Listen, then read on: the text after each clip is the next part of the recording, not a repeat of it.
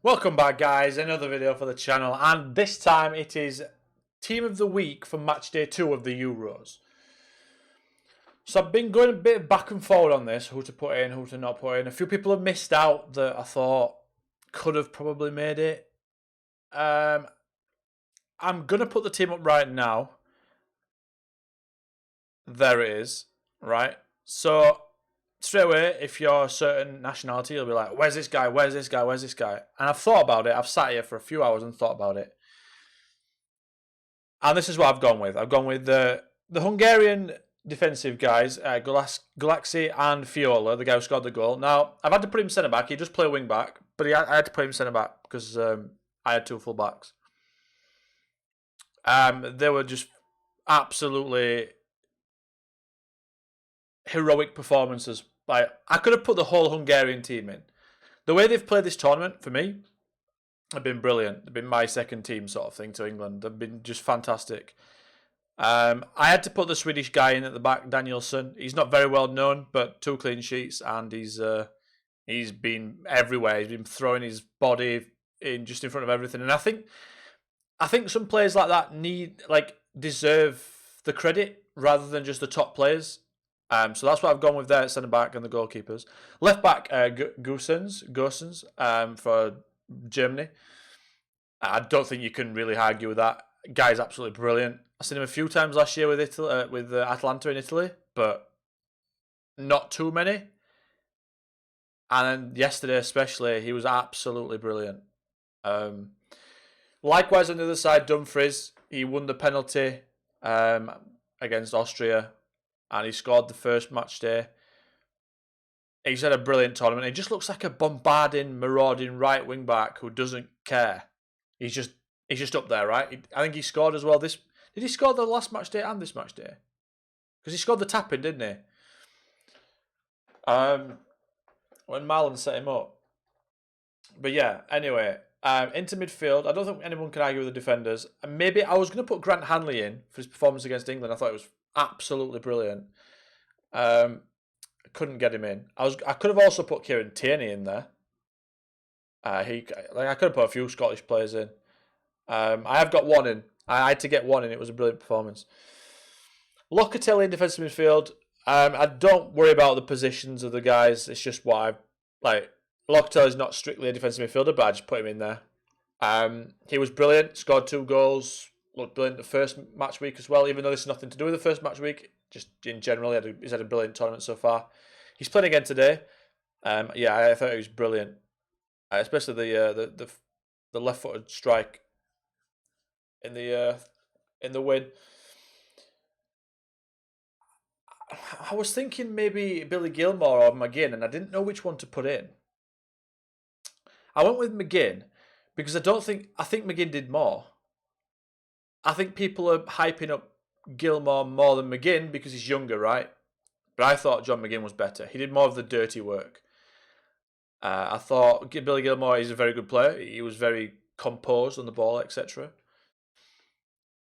But I think John McGinn did more. I just seem to notice him more, so he's in my team. De Bruyne didn't play that many minutes, but we all know what he did. Came on, ridiculous composure to firstly, to not shoot and take it past that guy to fake him. And then he went on the floor, and then he could have shot again, but he didn't. He passed it across the net for a tap-in for Torgan Hazard. That's why he's one of the best players in the world. For me, he's probably the second best player in the world to Messi, in my opinion. The decision making on that guy is probably the second best in the world to Messi. And I always think the best decision makers are the best players, right? Because everything you do on a football pitch is decisions. So yeah, I had to put De Bruyne in.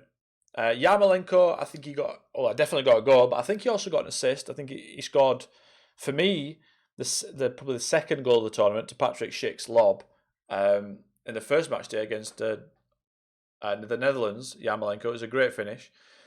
I think he's just been fantastic. He gets a bit of a stick from Premier League fans because he's not always on it against for West Ham. He doesn't play too much, to be fair, for West Ham, but yeah, he's quite a one-trick pony in the Premier League, it seems. But yeah, maybe it's because he seems to be playing more central or roams a bit more for Ukraine. But yeah, I thought I'd put him in there. He's had a great tournament too, but he had a really good match day too. So did Gareth Bale. I think he put 3 unbelievable through balls to Aaron Ramsey on himself, and Aaron Ramsey missed 2, scored 1. But it's all that matters because Wales won 2-0, right? Scored at the end. Bale got 2 assists. He did miss a penalty, but I just thought, all in all, he was fantastic. And I think I think it's obvious, but he rallies the whole Welsh team around him. Him and Ramsey, it's sort of like the rest of the team, sort of like, oh, that's Gareth Bale. I need to up my performance to match his. And then up front, I went with Ronaldo. I didn't think Ronaldo had a good game in the first game week against Hungary. I know apart from I think it was like 85 minutes. He did nothing, and then he scored a penalty, and then he did a really good interchange with Rafa Silva and scored, which was fantastic. That was a play of the game. But I think even though they lost against Germany, I think he did better in the second game week than the first game week. He scored, and he got an assist. But I just thought it was better. He was linking up a bit more. He came a bit deeper. He got involved. He kept the ball when he did come deep. He went a bit wider and got some crosses in. I don't know. I just thought he did. I thought he did much better this week, even though his team didn't. But yeah, if there's anything any of you guys disagree with, I think my star man though has got to be Gosens for Germany. I thought he was absolutely fantastic. I mean, a lot of people was slating Semedo, and rightfully so. Semedo was shocking, but the guy's timing of his runs from left wing back against Portugal, and when he got there as well, his delivery into literally like areas this big where the ball has to be perfect. The volley across for the own goal as well. The guy was unreal. Didn't he get 2 assists actually? He had a goal disallowed. It was just everywhere. The guy was fantastic. I think, like I was talking about this in my YouTube live stream when the game was on. Man City need to be all over him. All over that. They've not got a left back properly. They need to be right on. Just ring Atalanta up. Guys, how much do you want? How much do you want? Because he's brilliant. I don't know how he's gone, because I think he's like 25, 26. I don't think he's that young. I mean, he's young, but he's not like 21, 22. I don't know how he's gone so far under the radar. I know Atalanta have been doing really good, but they're not really a big club. But yeah, that's my team. I just want to talk a little bit more about the defence, because I feel like Fiola and Danielson, especially, won't get spoken about too much in teams of the weeks, etc., because of the names. But Fiola, I think he's like 32. He's like a stalwart in the Hungarian team. He does play a wing back, but the composure and the pace on the goal, where he scored past France, the acceleration, the finish as well, the knowledge to, the know-how and the decision making, not to go far post like most people do, because Hugo Lloris probably would have got that, right? He went near post and just completely caught him off guard.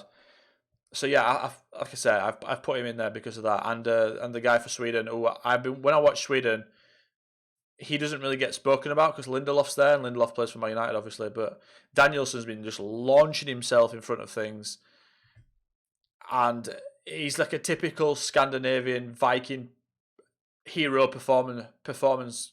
Like, it's just one of those players that you just want in a low block, right? You just want him there. Every single thing that comes into the box, he heads out. Everything that gets shot, he blocks. Now, obviously, he's got his flaws because he's not a big-time player, but I think there's a lot to be said for players like Danielson, who, when they put their shirt on for their country, they are giving everything. They will die for that shirt. And that's the reason why Fiola and Danielson especially are in there. Not saying the other guys wouldn't die for their shirt. Of course they would. But those two in particular, because they're not well known, like the rest of the team, I thought I'd give him an honourable mention. Also, other honourable mentions, obviously Isaac, I could have put in. I could have put Havertz in. I could have put Clyde Heisler, for Hungary. Aaron Ramsey could have got in. Patrick Schick scored again. Lukaku. Not Lukaku. Torgan Hazard, I thought he did really well. Yaremchuk for Ukraine up front, but I thought I had enough with one Ukrainian player in. Immobile scored again. I could have put him in. Lewandowski scored. Could have put him in. But yeah, I've gone with that. Like I said, I could have put Gilmore in. I could have put a few more Scottish players in. But yeah, that's my team. I don't know if you guys agree with it. If you do, great. Obviously, I don't. My brain freeze then. If you don't, or you think it could make some changes, stick it in the comments below because I'm always interested in what you guys think, as you know. And I don't think I'm gonna ramble on about anything. Just please subscribe if you get there. If you get to the end of the video, I'd love that. Please subscribe. It would mean a lot. It really does mean a lot. It's just one click of a button and it helps a lot, I promise. So yeah, until next time, guys, I'm going to leave it right there. Goodbye.